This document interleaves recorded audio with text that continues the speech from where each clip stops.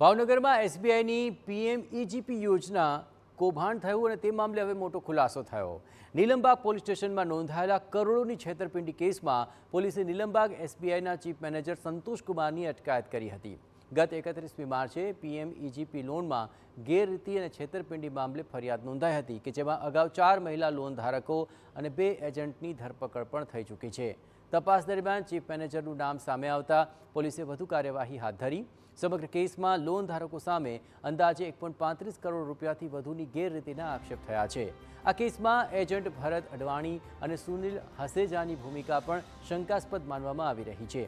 Nilambag police સ્ટેશનમાં કુલ 42 loan ધારકો સામે અરજી આપવામાં આવી હતી, જેમાંથી હાલ માત્ર 2 લોન ધારકો અને 2 એજન્ટની ધરપકડ કરવામાં આવી।